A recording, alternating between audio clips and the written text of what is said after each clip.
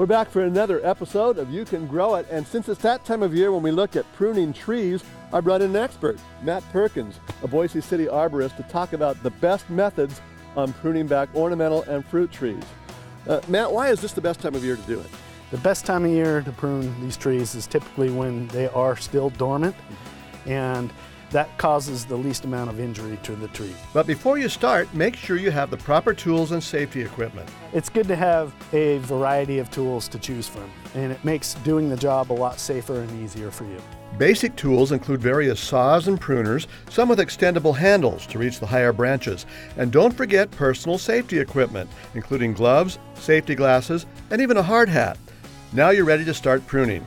First of all, you look for the dead wood, the damaged branches, and crossing branches in maybe diseased tissue. And that's what you focus on first before removing any healthy live tissue from the trees. You'll also want to create a safe headspace under the branches, such as over walkways or where you'll be mowing the lawn. A lot of people will have the tendency to just make a blind heading cut, whereas I've removed the branch and made the clearance, but now the cut that you made on that tree is not a desirable type of cut.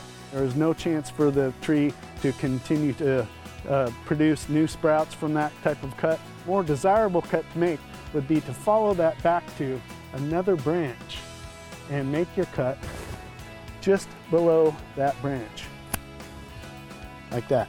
But what about much larger branches? Removing slightly larger branches calls for a different type of cut.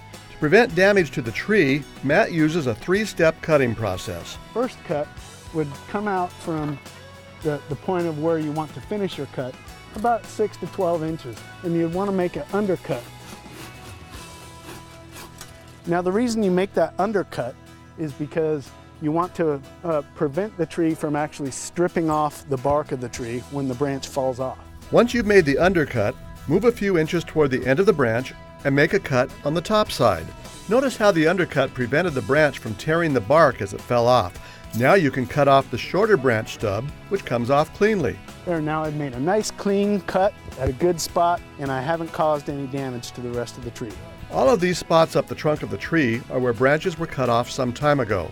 And here we have a great example of where a proper cut has been made. At the base of every branch, there's a region called the branch collar. You notice the swollen area at the base of the branch where it meets the trunk. Cutting just above that branch collar allows the tree to produce new wood, which will begin to grow over the cut and seal it off. Eventually, you won't be able to see where those branches were anymore. Now we can look at fruit trees a little bit, because fruit tree pruning is quite a bit different from pruning ornamental and shade trees. On fruit trees, there are 2 types of buds to watch for when you're pruning: vegetative buds and fruiting buds. The flat-looking buds that hug the stem are vegetative buds. They won't produce fruit, just leaves and branches. But this bud is plumper and extends away from the stem. That's how you know this is a fruiting bud. That's where you will get flowers and then fruit.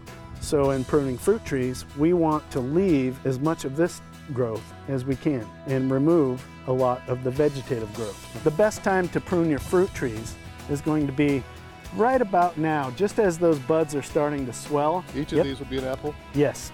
Fruit trees prefer an open canopy to allow plenty of sunshine and air circulation to better ripen the fruit. And keep in mind that it's better to have fewer large, good quality fruit than a lot of little fruit. So thin out the fruit buds to about 1 every 2 to 5 inches for the best fruit development. Now is the best time of year to do some pruning before the trees come completely out of dormancy, because pretty soon the leaves will start sprouting and the fruit blossoms will start to swell as well. For Idaho's News Channel 7, I'm Jim Duthie.